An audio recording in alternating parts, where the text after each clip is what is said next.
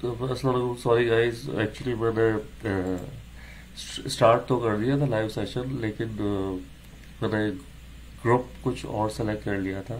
तो पिछले 5-7 मिनट से मैं वहीं पर अपना लेक्चर डिलीवर कर रहा था।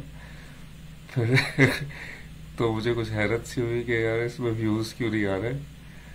तो देन आई रियलाइज कि ये गलत ग्रुप मैंने स्टार्ट कर दिया। Sorry for keep you waiting. और अब हम जो है अपना सेशन स्टार्ट करते हैं। ठीक है, आज के सेशन के अंदर हम जो चीज़ें लर्न करने जा रहे हैं उसकी पहले बात करेंगे। पहले हम रिव्यू करेंगे लास्ट सेशन का क्या क्या सेटअप था, और फिर हम जो है इस स्पेसिफिक सेशन के अंदर क्या लर्न करेंगे उसको देखेंगे। तो हम आते हैं रिव्यू के अंदर। रिव्यू के अंदर हमारे पास सबसे पहली चीज़ है कि लास्ट सेशन के अंदर हमने क्या चीज़ें देखी थी। एक चीज़ हमने देखी थी product road map. Product road map हमें पता है कि हम जब पूरा प्रोडक्ट बना रहे होते हैं तो हम ये रिलीज की प्लानिंग करते हैं कि कब किस किस वक्त हम क्या चीज़ रिलीज करेंगे। फिर हमारे पास प्रोडक्ट बैकलॉग होता है जिसके अंदर हमारे पास सारी यूजर स्टोरीज होती है। और उसके बाद हमारे पास हमने स्क्रम की टाइमलाइंस की बात की थी, स्क्रम के रोल्स की बात की थी, स्क्रम के इवेंट्स की बात की थी, और स्क्रम के आर्टिफैक्ट्स की बात की थी। तो लास्ट सेशन के अंदर हमने स्क्रम को ऑल इन ऑल सारी चीज़ें देखी थी। इस सेशन में हम क्या चीज़ देखने जा रहे हैं वो हम देखते हैं। तो ये सेशन क्वाइट इम्पॉर्टेंट है, ठीक है। और इसके अंदर हम जो है स्क्रम, क्योंकि एजाइल मेथोडोलॉजीज के अंदर हमने स्क्रम ऑलरेडी देख लिया है। हमारे पास एक्सपी, लीन, कैनबन, ये 3 मेथोडोलॉजीज है जिसकी हम बात करेंगे। सर्वेंट लीडरशिप की बात करेंगे। एक और चीज़ होती है जिसको हम कहते हैं इंफॉर्मेशन रेडिएशन, उसकी बात करेंगे। और एजाइल वोकैबुलरी की बात करेंगे। अच्छा, एजाइल वोकैबुलरी क्या चीज़ होती है कि इसके अंदर बहुत सारी टर्म्स यूज होती है, और वो जो टर्म्स हैं वो बहुत ही इम्पोर्टेंट है और जिसको हम यूज करते हैं एजाइल के अंदर। तो वो हम आज देखेंगे। सबसे पहली जो चीज़ हम देखने जा रहे हैं दैट इज एक्सट्रीम प्रोग्रामिंग। और एक्सट्रीम प्रोग्रामिंग के अंदर ये एक एजाइल की मेथोडोलॉजी है। जिस तरह से हमारे पास स्क्रम था उसी तरह से एक्सपी एक मेथड होता है, ठीक है ना। हम एक्सपी को देखते हैं, एक्सपी है क्या। अच्छा, एक्सपी जो है one of the oldest agile development की मेथोडोलॉजीज के अंदर है। 1990s के अंदर जो है एजाइल एक्सपी को स्टार्ट किया गया। और एक्सपी की जो इंट्रोडक्शन हुई उसके बाद एक्सपी के अंदर 4 मेन चीजें हैं। एक तो है टेस्ट ड्रिवन डेवलपमेंट, दूसरा हमारे पास कंटिन्यूस इंटीग्रेशन है, तीसरा हमारे पास आइट्रेशन है, चौथा हमारे पास यूजर स्टोरीज है, ठीक है ना। सबसे पहली चीज है टेस्ट ड्रिवन डेवलपमेंट, ठीक है। तो एक्सपी के अंदर टेस्ट ड्रिवन डेवलपमेंट, टेस्टिंग बहुत इंपॉर्टेंट होती है। और इवन एक्सपी के अंदर ऐसा भी होता है कि जैसे अगर कोई मैं फीचर बना रहा हूँ तो उसके टेस्ट केसेस हम पहले लिखते हैं, टेस्ट की कोड पहले लिखते हैं डेवलपमेंट करने से भी पहले, ठीक है। तो वो एक्सपी के अंदर होता है। अच्छा, एक्सपी के अंदर मैं बता दूं ये बहुत ज्यादा प्रोग्रामिंग डिपेंडेंट होता है, ये बहुत ज्यादा प्रोजेक्ट मैनेजमेंट डिपेंडेंट नहीं होता। अच्छा, जब हम प्रोग्रामिंग डिपेंडेंट कहते हैं तो इसमें बहुत ही सेंसिटिव हाई लेवल का जब प्रोग्रामिंग का कोड लिखा जाता है तो उसके अंदर खास तौर पर एक्सपी को यूज किया जाता है। तो फॉर एग्जांपल आप लोग तमाम के तमाम सेल फोन, स्मार्टफोन यूज करते हैं। स्मार्टफोन्स के अंदर आप एंड्रॉयड यूज करते हैं। एंड्रॉयड एक ऑपरेटिंग सिस्टम है जो कि लाखों करोड़ों लोग यूज करते हैं, ठीक है। तो एक्सपी इस तरह के माहौल के अंदर, इस तरह के एनवायरमेंट, ज्यादातर बिजनेस प्रोग्रामिंग नहीं होती जहाँ पर बहुत ज्यादा टेक्निकल एक्सपर्टीज और इंजीनियरिंग रिक्वायर्ड हो, तो वहां पर हम जो है एक्सपी को यूज करते हैं। और एक्सपी में इसीलिए टेस्ट ड्रिवन डेवलपमेंट की जाती है कि पहले टेस्ट केसेस लिखा जाता है और उसके बाद हम कुछ फर्दर काम करते हैं। एक्सपी के अंदर दूसरी चीज होती है जिसको हम कहते हैं कंटिन्यूस इंटीग्रेशन। अच्छा, कंटिन्यूस इंटीग्रेशन बेसिकली क्या चीज होती है कि आप जैसे ही कोड लिख रहे हैं, कोड लिखते के साथ ही आप उसको पब्लिश भी कर रहे होते हो, ठीक है ना। तो जैसे जैसे जैसे कोड फाइनल होता जाता है आप पब्लिश कर देते हो, फाइनल होता है पब्लिश कर देते हो। तो इसमें रिलीज उस तरह से नहीं होता, इसमें डायरेक्टली कंटिन्यूस इंटीग्रेटेड होते हैं रिलीज, ठीक है ना। फिर हमारे पास थर्ड चीज है इसके अंदर आइट्रेशन। आइट्रेशन हमने लास्ट भी डिस्कस किया है कि भाई आप जो रिपीटेड एक मैंने फीचर बनाया लॉगिन का और उसमें आहिस्ता आहिस्ता मैं इसको इम्प्रूव करता गया, ठीक है। तो वो बेसिकली आइट्रेशन का पार्ट होता है। इम्प्रूवमेंट हम हर नई आइट्रेशन के साथ एक नई इम्प्रूवमेंट लेकर आ रहे होते हैं। फिर हमारे पास finally user stories. User stories हमने स्क्रम के अंदर भी देखी, लेकिन एक्चुअली जो एक्सपी है एक्सट्रीम प्रोग्रामिंग उसने ही यूजर स्टोरीज को लाइक रिलीज किया था सबसे पहले, ठीक है।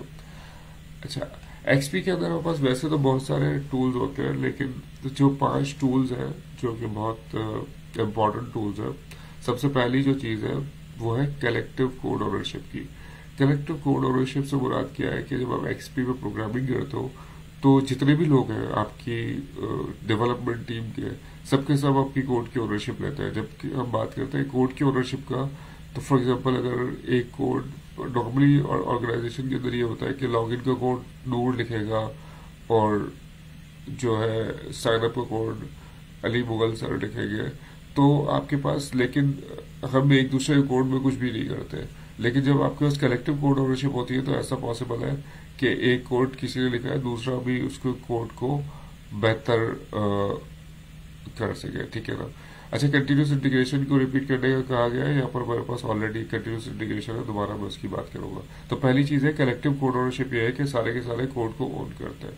फिर कोड के स्टैंडर्ड्स की बात आती है यहाँ पर बहुत ज्यादा, क्योंकि इंजीनियरिंग डिपेंडेंट होता है, तो कोड के स्टैंडर्ड्स होते हैं कि भाई आपको लाजम फॉर एग्जाम्पल कमेंट करना है, लाजम आपको इस स्पेसिफिक फॉर्मेट से काम करना है, ये तमाम की तमाम चीजें जो है आपके पास कोड स्टैंडर्ड्स के अंदर आती है। थर्ड जो चीज है वो कहलाती है रीफैक्टराइजेशन या रीफैक्टरिंग। रीफैक्टरिंग बेसिकली होता यह है, रीफैक्टरिंग बेसिकली होता यह है कि जब हमने एक कोड लिखा और उस कोड को हमें या तो सिंपल करना है या तो उसकी लाइन ऑफ कोड कम करना है, तो रीफैक्टर हम करते हैं। तो फॉर एग्जांपल एक मैंने कोड लिखा, हमारे पास भी ऐसे बहुत सारे सॉफ्टवेयर हैं जिसमें मिसाल के तौर पर हमने एक स्टोर प्रोसीजर लिखा हुआ वो 10-10 हजार लाइन ऑफ कोड का। रीफैक्टर का मतलब ये है कि हम उसको तोड़ के और उसको इजियर कर दें टू मेंटेन, ठीक है ना। अच्छा, कंटिन्यूस इंटीग्रेशन के हवाले से दो मेरे पास सवाल आया कि कंटिन्यूस इंटीग्रेशन क्या होती है।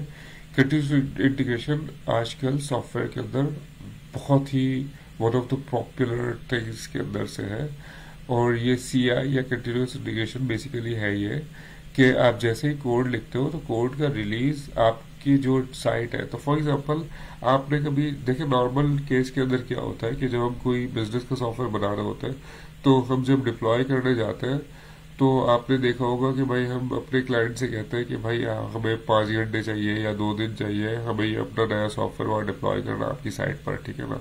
जबकि अगर आप देखो फेसबुक हो गया या लिंक्डइन हो गया, ये तमाम की तमाम जो टूल्स आपके पास अवेलेबल है, ये कभी भी डाउन नहीं होते, ठीक है। डाउन क्यों नहीं होता? हालांकि इसमें तो अपग्रेड चल रहा होता है, नए से नई चीज आ रही होती है, ये इस वजह से डाउन नहीं होते क्योंकि उसमें कंटिन्यूस इंटीग्रेशन इम्प्लीमेंटेड होती है। कंटिन्यूस इंटीग्रेशन के मतलब जैसे मैंने कोड लिखा, मुझे अपनी साइट को डाउन किए बगैर मैं उसको इंटीग्रेट कर दूंगा अपनी साइट के अंदर, ठीक है। That is continuous integration. फिर फाइनली वाज पेयर प्रोग्रामिंग। अच्छा, पेयर प्रोग्रामिंग क्या चीज होती है? पेयर प्रोग्रामिंग बेसिकली ये चीज होती है कि आपके पास एक कोड को दो डेवलपर्स एक साथ बैठे हैं और दोनों के दोनों, मतलब एक जो डेवलपर है वो कोड कर रहा है, दूसरा साथ हाथ के आती है उसके कोड को रिव्यू कर रहा है, और जैसे ही कोई मिस्टेक होती है तो उसको आइडेंटिफाई करता है कि भाई इसमें आपकी कोड में मसला है। अच्छा, अब बॉटम लाइन इसके अंदर क्या है, पेयर प्रोग्रामिंग के अंदर अगर आप देखेंगे तो शुरू में तो आपको ऐसा लगेगा कि ये कोई इतनी इफेक्टिव चीज नहीं है, ठीक है। वैसे तो आप ये सोचोगे ये कोई इफेक्टिव चीज नहीं है, लेकिन जब अगर आप एक्चुअल रियल लाइफ में जब आपके पास प्रोडक्ट बनकर आएगी तो आपको ये अंदाजा होगा कि ये प्रोडक्ट बहुत क्वालिटी की प्रोडक्ट बनी है, क्योंकि एक बंदा इसको लिख रहा है, दूसरा बंदा उसको साथ ही साथ रिव्यू कर रहा है। जब साथ ही साथ रिव्यू कर रहा है तो उसमें फायदा ये होता है कि आपके जो कोड के एरर्स होते हैं वो तमाम के तमाम जो है आपको एडवांटेज देते हैं, ठीक है ना। तो प्राइमरीली हमने बात ये की कि 5 टूल्स है हमारे पास इसके अंदर, एक्सपी के अंदर, जो कि मेनली यूज होते हैं, ठीक है ना। अच्छा, एक्सपी के बाद हमारे पास दूसरा जो मेथडोलॉजी है, एक्सपी की मेथडोलॉजी के अंदर मेन चीजें यही है। एक्सपी के बाद हमारे पास जो दूसरी मेथडोलॉजी है वो हमारी है कैनबैन, ठीक है। Second methodology after XP is kanban. तो कैनबैन के अंदर हम जो है बेसिकली क्या करते हैं हम देखते हैं, ठीक है। कैनबैन के अंदर आपके पास 3 प्रिंसिपल होते हैं, ठीक है ना। नॉर्मली बहुत इंपॉर्टेंट प्रिंसिपल जो है कैनबन के अंदर वो है WIP या वर्क इन प्रोसेस का प्रिंसिपल। अब हम देखते करता क्या है। सबसे पहली चीज है कैनबन के अंदर 3 चीजें, visualise what you do today, ठीक है। सबसे पहली चीज तो ये होती है कैनबन के अंदर कि आपको ये पता होना चाहिए कि आज आपने क्या काम करना, ठीक है ना। अच्छा, हमारे पास कुछ रिक्वेस्ट सारी कोड स्टैंडर्ड्स को रिपीट करने की, तो उस पर भी हम अभी बात कर लेते हैं, ठीक है ना। तो और सारी मेथोडोलॉजीज में से कोई भी एक मेथोडोलॉजी दे सकते हैं। मलिक यासीन के ऊपर सवाल है कि प्रोजेक्ट के अंदर हम यूज कर सकते हैं। हम आते हैं visualising what you do today. इसका मतलब यह है कि आपके पास जो टीम है उसको ये पता होना चाहिए कि आज मुझे क्या काम करना है, ठीक है ना। तो कैनबन का पहला उसूल यह है कि आपको ये पता होना चाहिए कि आज आपने क्या काम करना है। उसके बाद हमारे पास जो है limit the amount of work in progress. जो आपके WIP होता है, जो आपको काम करना है वो मिनिमम होना चाहिए, ठीक है, वो आपको लिमिटेड होना चाहिए। और enhance work flow. Enhance work flow से मुराद ये है कि जैसे यूजर किस तरह से रिक्वायरमेंट को उठाएगा, किस तरह से उसको परफॉर्म करके डिप्लॉय करेगा, हमें फ्लो को बेस्ट से बेस्ट बनाना है, ठीक है। ये 3 प्राइमरी चीजें जो हमारे पास चलती है कैनबन के अंदर, ठीक है ना। मेरे पास पिछले जो अभी मैंने बताया उसके हवाले से 2-3 सवाल है। देखिए, कंटिन्यूस इंटीग्रेशन बहुत सिंपल है, मेरे पास इससे रिलेटेड सवाल भी है। कंटिन्यूस इंटीग्रेशन बहुत सिंपल है कि आप बिल्ड करते हो और जब आप डिप्लॉय करते हो, ठीक है ना, तो वो आपका CI का पार्ट होता है। साथ ही साथ आपके पास जब डिप्लॉय करते हो वो आपके पास CI का पार्ट होता है, ठीक है ना। फिर मेरे पास दूसरा सवाल है कि भाई QA, कंटिन्यूस इंटीग्रेशन का सवाल उजैर का था, ठीक है। फिर उसके बाद हमारे पास एक सवाल है कि भाई QA पैर प्रोग्रामिंग के बाद भी जरूरी होता है, जुल्फिकार का सवाल है, बिल्कुल जरूरी होता है। XP की हम बात कर रहे हैं, ठीक है। और फिर तीसरा हमारे पास इसके अंदर सवाल है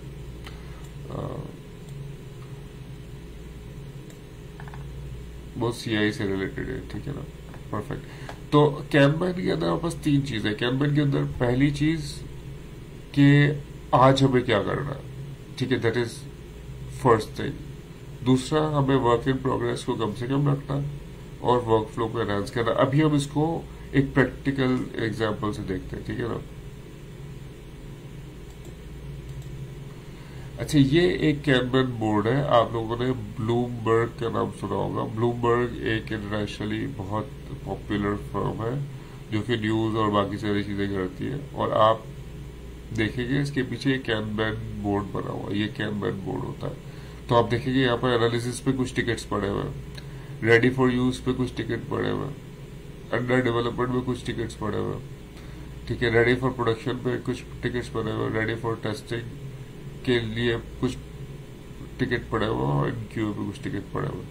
तो आप देखिए, ये एक कैनबन बोर्ड होता है। कैनबन के जो पूरा मेथोडोलॉजी होती है प्रोजेक्ट मैनेजमेंट की, वो कैनबन बोर्ड पे ही चलती है। और कैनबन बोर्ड में क्या होता है कि जैसे आपके पास टिकट्स आते रहते हैं, आप टिकट जो है वहां पर प्लेस करते रहते हैं और जो आपके पास जितने भी डेवलपर्स होते हैं वो आपके टिकट्स को पुल करके दूसरी जगह करते रहते हैं। तो ये पोस्टेड नोट्स जो है आपके अंदर पास यूज हो रहा था, जिसको हम देखते हैं, ठीक है ना। ये खैर मेरा जो कराची ऑफिस है उसका कुछ व्यू है।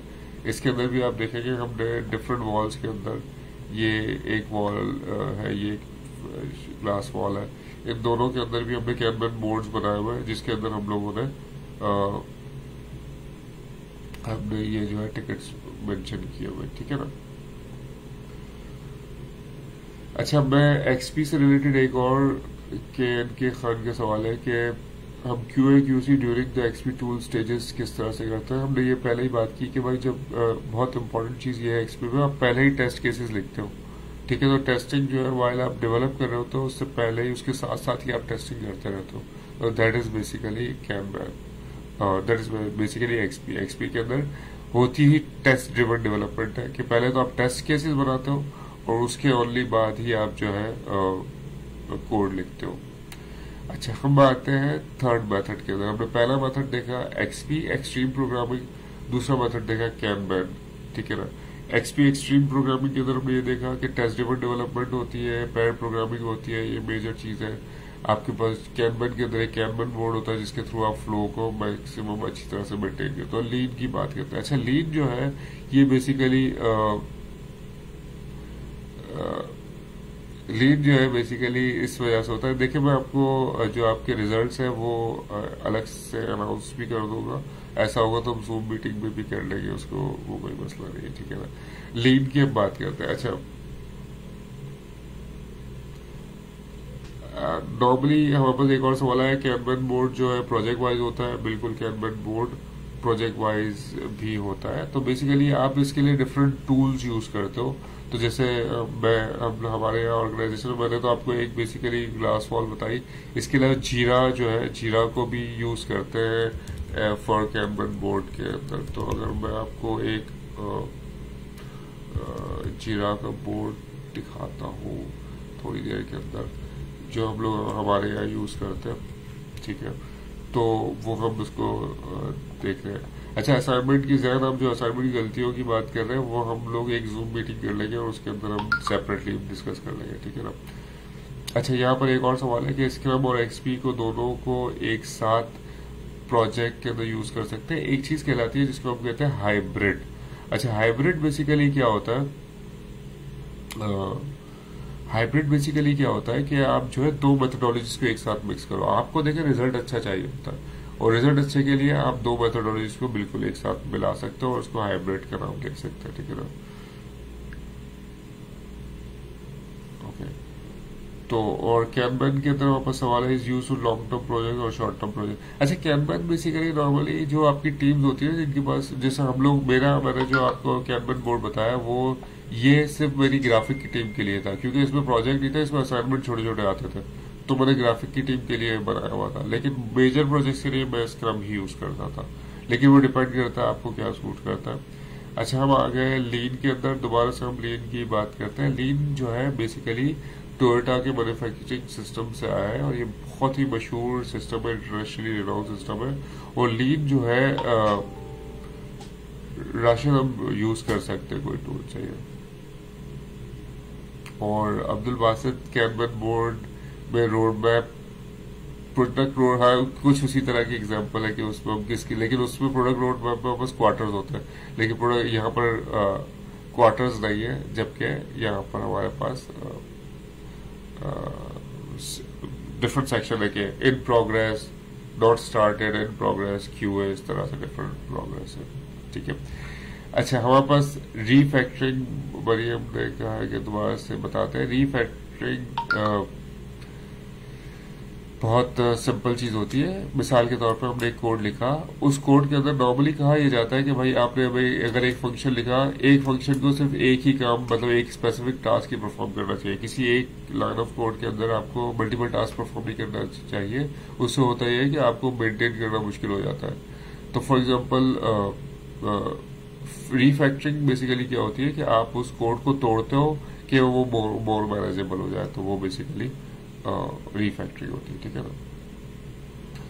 अच्छा, अब हम आ गए लीन के अंदर। अच्छा, लीन जो है हमने बात की मैन्युफैक्चरिंग, टोयोटा मैन्युफैक्चरिंग सिस्टम से निकला है, और टोयोटा मैन्युफैक्चरिंग सिस्टम में मेन लीन का फोकस होता है वेस्ट रिडक्शन, कि आपके पास जो वेस्टेज है उसको रिडक्शन करें। तो जैसे हम प्रोडक्शन के सिस्टम में तो वेस्ट की बात कर सकते हैं, डेवलपमेंट में कैसे वेस्ट की बात कर सकते हैं उसकी अभी हम बात करेंगे।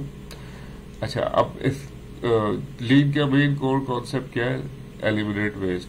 अब एलिमिनेट वेस्ट सॉफ्टवेयर में किस तरह से होगी? सबसे पहली चीज, पहला और सबसे बड़ा waste, building the wrong feature और प्रोडक्ट। जिंदगी के अंदर कई मरतबा ऐसा, मतलब हमने भी अपनी लाइफ के अंदर टीम्स के साथ भी डिस्कस किया है और चीजें बिल्ड भी की है कि कोई फीचर ऐसा बनाया है जो क्लाइंट को चाहिए ही था, समझ ही नहीं है, हमने कुछ और बना दिया, ठीक है। तो रॉन्ग फीचर, या कोई ऐसा फीचर बनाया जो जरूरत ही नहीं थी उस प्रोडक्ट की, तो रॉन्ग फीचर एक वेस्ट है, क्योंकि आप बना चुके हो, उतना आवर्स आया होगा, आपका वेस्ट हो गया, ठीक है ना। फिर दूसरा वेस्ट होता है मिसमैनेजिंग द बैकलॉग।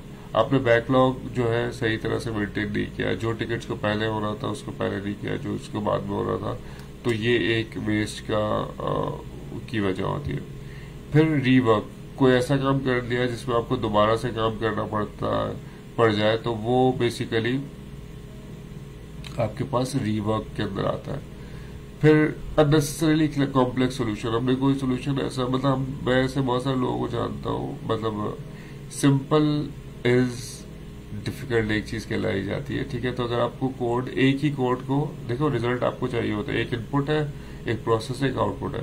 प्रोसेस का जो पार्ट है आप उसको बहुत इजी भी लिख सकते हो और बहुत मुश्किल भी बना सकते हो। तो मैं ऐसे लोगों को जानता हूँ, मतलब आज से बहुत पुरानी बात है कि एक सॉफ्टवेयर में काम कर रहा था, उन्होंने फील्ड्स के जो नेम होते हैं डेटाबेस की फील्ड्स के नेम, उनको रेगुलर इंग्लिश नेम की जगह नंबर्स दे दिए थे, लाइक 10, 15। अब जो जिस बंदे ने कोड किया था उसी को पता है कि भाई ये स्पेसिफिक नंबर का मतलब क्या है, ठीक है। तो मतलब आपको कॉम्प्लेक्स अननेसेसरी करना नहीं होता। अगर अननेसेसरी कॉम्प्लेक्स करोगे तो आपके वेस्ट का पार्ट है।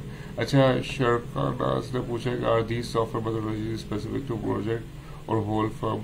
अच्छा, ये डिफरेंट मेथोडोलॉजी डिफरेंट लोग यूज कर सकते हैं, ठीक है ना। आपने बताया कि एक्सपी एंड्रॉइड बहुत हाई प्रोग्रामिंग की जगह के चाहिए, तो एजाइल एंड कैनबन को भी बता दें कि वो किस तरह की प्रोग्रामिंग के लिए चाहिए। सिद्रा का सवाल है। अच्छा देखिए, मैं आपको बता दूं, स्क्रम मुझे सबसे बेस्ट लगता है, ठीक है। स्क्रम मुझे सबसे बेस्ट लगता है एक अच्छे प्रोजेक्ट्स को रन करने के लिए, ठीक है ना। कैनबन नॉर्मली मुझे उस वक्त बेहतर लगता है, मैंने आपको बताया भी, कि जब आपके पास फ्लो आ रहा हो। जैसे मेरे पास ग्राफिक की टीम थी, उसके पास टास्क आते जा रहे थे, वो उठाते थे, इन प्रोग्रेस में रखते थे, जैसे कंप्लीट हो जाता था वो क्यूए में डालते थे, क्यूए वहां से उठाता था, ठीक है। कैनबन के अंदर एक फ्लो बनाते हो। अच्छा, तो नॉर्मल प्रोजेक्ट के लिए कैनबन मोड यूज होता है, लेकिन मतलब अगर सिर्फ कैनबन में जाना चाह रहे हो तो फिर तो आपके पास कोई कंटिन्यूस टाइप का वर्क हो, तो उसके लिए, जैसे कुछ लोग आर्टिकल राइटिंग उस तरह के लिए करते हैं, तो उसके लिए कैनबन बोर्ड यूज करने होते हैं। अच्छा, ऐसा पॉसिबल है कि आप स्क्रम यूज कर रहे हो और स्क्रम के अंदर ही कैनबन बोर्ड्स को भी यूज करें। तो हम लोग इस तरह से करते हैं कि हम वैसे तो ओवरऑल स्क्रम यूज करते हैं, और जो इंटरनल स्प्रिंट्स को मेंटेन करने के लिए हम कैनबन बोर्ड को यूज करते हैं, ठीक है। और लीन जो है रिलेटिवली कम यूज होता है डेवलपमेंट के अंदर, लेकिन इसके अंदर वेस्ट असल चीज होती है। कैनबन के अंदर फैसल का सवाल है कि आप टास्क किसी वक्त भी लगा सकते हो। यस, आप किसी वक्त भी कैनबन के अंदर, लेकिन मतलब जैसे आपने स्प्रिंट सेट किया हुआ है, ठीक है ना। अगर आप स्क्रम को फॉलो कर रहे हो, स्क्रम की फॉलोइंग के अंदर ये होता है कि आप स्प्रिंट के बीच में कोई भी टास्क नहीं डाल सकते हो, तो वो पॉसिबल नहीं है, ठीक है ना। यूज इट थ्रू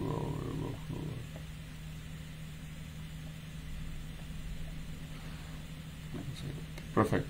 तो थैंक यू सो मच। बहुत सारे लोग जो है आपस में भी जवाब आते हैं, दैट इज गुड। अच्छा, हम आते हैं दोबारा से। अच्छा, क्या की पूरी साइकिल। अच्छा, हमारे पास कैनबन और लीन की पूरी साइकिल की भी बात हो रही है, उसको हम एक सेपरेट सेशंस के अंदर, जिस तरह से मैं आपको वीडियोस सेंड करता हूँ, उस तरह की एक वीडियो के अंदर मैं भेज दूंगा, कि उसके अंदर एक मैं लाइव एग्जांपल लेके कर लूंगा, ठीक है ना। अच्छा, तो हमने ये बात की थी अननेसेसरी कॉम्प्लेक्स सिस्टम भी नहीं होना चाहिए। फिर उसके बाद extraneous cognitive load. Cognitive load basically क्या होता है कि आपके पास जो है कॉग्निटिव बेसिकली लर्निंग होती है, ठीक है ना। होता ही है कि आपके पास अगर बहुत सारा डाटा है, अप फ्रंट ही दे दिया जाए। जैसा हम लोग ये कहते हैं कि जब भी प्रोजेक्ट मैनेजमेंट एजाइल के अंदर हम करते हैं, तो हम सारी की सारी रिक्वायरमेंट अप फ्रंट नहीं लेते हैं। वो इस वजह से नहीं लेते कि उसको रिटेन करना भी मुश्किल होता है और उसको डिलीवर करना भी मुश्किल होता है। तो हम जो है रिक्वायरमेंट को ओवर टाइम लेते हैं, ठीक है। तो वो कॉग्निटिव लोड से मुराद ये है कि आपके पास पहले ही सारा डाटा आ गया, आपको उसको प्रोसेस करना मुश्किल है, तो आप साथ साथ। अच्छा, फिर उसके बाद साइकोलॉजिकल डिस्ट्रेस, मतलब आपके पास प्रेशर है, आपका मतलब मैनेजर कह रहा है फौरी फौरी दे रहा है, तो वो भी वेस्ट का पार्ट होता है। अच्छा, वेटिंग एंड मल्टीटास्किंग, ये बहुत इंपॉर्टेंट है। लीन के अंदर ये कहा जाता है कि ये भी एक वेस्ट का पार्ट है। तो मिसाल के तौर पर मैं बहुत सारे लोगों को ऐसा मैंने देखा है कि कंपनीज के अंदर, हमारी कंपनीज में भी कभी कभी ऐसा होता है कि अच्छा, मेरे पास एक शिकायत आ रही है कि वीडियो ब्लर आ रही है, आई डोंट नो। तो क्या मेरे पास से कोई मसला है या, तो बहरहाल what we can do is, मैंने तो नॉर्मल लाइव से ही चलाया हुआ है, आई डोंट नो कि सब बाकी लोगों के पास भी ब्लर आ रही है नहीं आ रही। मेरे पास तो प्रोसेस सिंपल ही चल रहा है। तो वेटिंग बेसिकली एक चीज होती है कि आपके पास ऐसा होता है कि भाई मेरे पास एक्सेल भी ऐसा होता है कि जैसे क्योंकि हम डेली स्टैंड अप करते हैं या डेली स्क्रम करते हैं, तो लोगों से पूछते हैं कि भाई कल आपने क्या किया, आज क्या करेंगे और आपने कल क्या करना है। तो जैसे आप ये पूछते हो कि कल आपने क्या किया, तो अक्सर लोग ये कहते हैं कि हाँ बस काम ही नहीं था, तो काम नहीं किया। और आपके पास भी ऐसा होगा, वेटिंग में हम लोग जो है अक्सर टाइम हमारा वेस्ट हो जाता है, थैंक यू काजल, टाइम हमारा वेस्ट हो जाता है। ठीक है।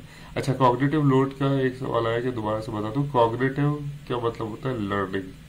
ठीक है, और लर्निंग की बात कर रहे हैं आप, जब आपके पास बहुत सारा इंफॉर्मेशन ओवरलोड हो जाता है, वो कॉग्निटिव लोड का पार्ट होता है। ठीक है। अच्छा, नॉलेज लॉस एक और चीज होती है। अच्छा, नॉलेज लॉस का मतलब ये है कि मिसाल के तौर पे एक डेवलपर काम कर रहा है, छोड़ के जाता है, दूसरा आता है, तो वो भी आपके वेस्ट का पार्ट है। ठीक है। इनइफेक्टिव कम्युनिकेशन फाइनल वेस्ट का पार्ट है कि भाई आपकी कम्युनिकेशन सेट नहीं है। तो देखिए, अगर आप लीड को फॉलो कर रहे हैं, आपको क्या करना है, तो आप वेस्ट पे फोकस करना है और वेस्ट को कम से कम रखनी है। That is basically thing. ठीक है ना। तो एलिमिनेट वेस्ट के बाद जो लीड के कोर कॉन्सेप्ट्स हैं, ठीक है ना, लीड के कोर कॉन्सेप्ट्स हैं वो ये है। एलिमिनेट वेस्ट की हमने सबसे पहले बात कर ली। Empower the team. Empower the team से मुराद ये है कि, और ये एजाइल के अंदर तमाम के अंदर हम आगे भी देखेंगे वो क्या चीज़ है। एम्पावर द टीम के अंदर हमारे पास क्या चीज़ है कि आपके पास कोई मैनेजर नहीं है जो आपको फोर्स कर रहा है कि भाई ये पढ़े, ये करे, ये करे, ये करे। आपकी टीम ही खुद फैसला करेगी कौन सी चीज़ उठानी है और कौन सी चीज़ करनी है, तो वो आप कर सकते हैं। ठीक है ना। डिलीवर फास्ट से मुराद ये है कि हमने ऑलरेडी बात की थी कि आप स्क्रम के अंदर भी एज सुन एज आपके पास कोई चीज बिल्ड हो जाती है, आप फौरी से उसको पब्लिश करो। ठीक है ना। तो वो आपको डिलीवरी को फास्ट करना होता है। ठीक है ना। ऑप्टिमाइज द होल, ये हमने कैनबैन के अंदर भी देखा था, एक्सपी के अंदर भी देखा था कि आपकी कोड की कलेक्टिव ओनरशिप होती है। ठीक है ना। अगर मैं एक कोडर हूँ और मैं देखता हूँ किसी और के कोड में कोई इशू, तो मैं उसको खुद भी सेट कर सकता हूँ। ठीक है ना। खुद भी उसको सेट कर सकता हूँ। ठीक है। फिर बिल्ड क्वालिटी इन। ठीक है। बिल्ड क्वालिटी इन से मुराद ये है कि जिस तरह से हमारे एक्सपी के अंदर भी है ये कि हम जो है पहले से ही पीयर रिव्यू, साथ ही पेयर प्रोग्रामिंग कर रहे होते हैं। क्वालिटी में शुरू से ही ध्यान दिया जाता है। तो इसके अंदर भी, लीन के अंदर भी यही कहा जाता है कि क्वालिटी को हम साथ साथ ही मेंटेन करते रहे। डेफर डिसीजंस, ये एक बड़ा इम्पोर्टेंट टॉपिक है और इसके अंदर जो है लोगों को अक्सर प्रॉब्लम आती है। डेफर डिसीजन से मुराद ये है, जैसे स्क्रम में आपने देखा था, हमारे पास फीचर तो सारे मौजूद हैं, लेकिन किस फीचर के अंदर क्या डिटेल्स होगी वो उस वक्त तक नहीं आती जब तक आप स्प्रिंट शुरू नहीं करते हो। तो आप क्या कर रहे होते हो, अपने डिसीजन को डेफर कर रहे होते हो, आप फाइनलाइजेशन को डेफर कर रहे होते हो। जबकि वाटरफॉल के अंदर क्या होता है, वो ये कहता है कि भाई सारी की सारी रिक्वायरमेंट अप फ्रंट दे दो। जबकि आपको प्रोजेक्ट का पता ही नहीं कि प्रोजेक्ट आगे कहाँ जा रहा है, तो अप फ्रंट तो आप रिक्वायरमेंट दे नहीं सकते हो। तो उसके लिए उसको हम डेफर डिसीजन कहा जाता है। ठीक है ना। फिर उसके बाद फाइनल जो लीड का कॉन्सेप्ट है वो है एम्पलीफाई लर्निंग। और एम्पलीफाई लर्निंग से मुराद ये है कि आप ज्यादा फोकस करते हो कि जो है जितने भी डेवलपर्स या आपकी जो टीम है वो ज्यादा ज्यादा चीजें लर्न करें। तो जैसे आप लोगों में से कुछ लोगों ने एजल, लाइक अजूर डेवॉप्स का नाम सुना होगा, जीरा का नाम सुना होगा, ये तमाम की तमाम चीजें जो है ना आपको लेटेस्ट चीजें लर्न भी करनी है और उसको इम्प्लीमेंट भी करना है। ठीक है ना। अच्छा, ऑप्टिमाइज द होल का एक सवाल है कि मैं दोबारा से बता दूं। ऑप्टिमाइज द होल से मुराद ये है कि आप जो है बेसिकली पूरा जो प्रोजेक्ट है उसकी, क्योंकि ओनरशिप तमाम की तमाम लोगों की होती है, तो अगर हमारे पास एक वीकर प्लेयर है और जिसने हमारे पास लाइक कोड इतना अच्छा नहीं किया हुआ, पथेटिक किया हुआ, तो दूसरा बंदा भी जो है उसको सेट कर सकता है। क्योंकि हर टीम में देखें एक तरह के डेवलपर्स नहीं होते। अगर आप किसी डेवलपमेंट टीम को जानते होंगे तो एक तो चीता होता है और एक माठा भी होता है। ठीक है। तो अगर कोई माठा का कोड है तो फिर दोबारा चीते को जो है उसके अंदर सपोर्ट करना है। That is optimise the whole. अच्छा, तो ये हमने बात की सबसे पहले एक्सपी की, फिर हमने बात की कैनबैन की, उसके बाद हमने की बात लीन की। हिबा का सवाल है कि जिरा क्या चीज़ है। जिरा बेसिकली एक सॉफ्टवेयर है, अजूर डेवॉप्स भी सॉफ्टवेयर है जिसके अंदर आप एक्चुअली प्रोजेक्ट मैनेजमेंट करते हैं। ठीक है। तो मैं ट्राई करता हूँ, अगर मेरे पास इस वक्त जो है इन दोनों में से कोई भी चीज़ का एक्सेस अवेलेबल है तो मैं आपको दिखा देता हूँ कि वो अजूर डेवॉप्स से जिरा किस तरह से काम करता है, ताकि आप एक बेहतर पोजीशन में हो। अच्छा, ये केन के सन के सवाल है कि मतलब किस टाइम पर हम जो है कि हम ये फाइनल करेंगे कि क्या करना है। तो देखिए ये तो आपकी कंपनी के ऊपर डिपेंड करता है, लेकिन देखिए मेरा अपना अगर पर्सनल ओपिनियन है, scrum is the best methodology. ठीक है, और स्क्रम के अंदर भी एक और चीज है जिसको हम कहते हैं हाइब्रिड, जिसके अंदर आप वाटरफॉल के कुछ चीजें और स्क्रम की कुछ चीजें लेते हैं, मिक्स एंड मैच चलते हो। अगर एज फार एज आपको चीजें पता है तो आप इम्प्लीमेंट कर सकते हो। और ये देखें, ये कोई भी मतलब आसमानी इल्म नहीं है, ठीक है, ये हम लोग बंदों नहीं बनाए। तो आप जितना ऑप्टिमाइज करना चाहते हैं आप कर सकते हो, ठीक है, पता आपको सब होना चाहिए, लेकिन आप जो है वही करोगे। अच्छा, एक सवाल है कि मल्टीटास्किंग किस तरह से वेस्ट है। तो काशिफ सिंपल है कि जब आप एक टास्क से दूसरे टास्क पे मूव होते हो तो डेफिनेटली इसमें टाइम लगता है। तो आपको बेसिकली एक चीज होती है, टाइम बॉक्स करना चाहिए कि अगर दो वर्क एक साथ चल रहे होंगे तो ज़्यादा आप उतना ऑप्टिमाइज नॉर्मली नहीं कर सकते हो, ठीक है ना। तो आपको टाइम बॉक्स करना चाहिए, 2 घंटे 4 घंटे के टाइम स्लॉट्स के अंदर परफॉर्म करना चाहिए, तो आपके लिए बेहतर होगा। अच्छा, फिजा का सवाल है डेफर डिसीजन, और मलिक शर्जील ने भी यही पूछा है। डेफर डिसीजन सिंपल है, देखें आप समझे इस बात को कि मैंने कोई भी एजाइल का प्रोजेक्ट स्टार्ट किया, उसमें शुरू में हमारे पास फीचर्स की लिस्ट आ गई कि मुझे साइन इन बनाना है। अब साइन इन में क्या गूगल साइन इन होगा नहीं होगा, फेसबुक साइन इन होगा नहीं होगा, ये तमाम की तमाम चीजें हम इस वक्त शुरू में ही डिसाइड नहीं करेंगे। शुरू में तो हम बताएंगे कि ये 50 फीचर्स है, और जैसे हमारा स्प्रिंट करीब आएगा, जब हमारे पास डेवलपमेंट करीब आएगी, हमने पहले भी बात की कि बैकलॉग में वो डिटेल्स आपके पास उस वक्त आ जानी चाहिए जब आप कोड करना शुरू कर रहे हो, तो आप अपने डिसीजन को जो है डेफर करते हो। अच्छा, ताहिर का सवाल है डेवऑप्स क्या चीज़ है।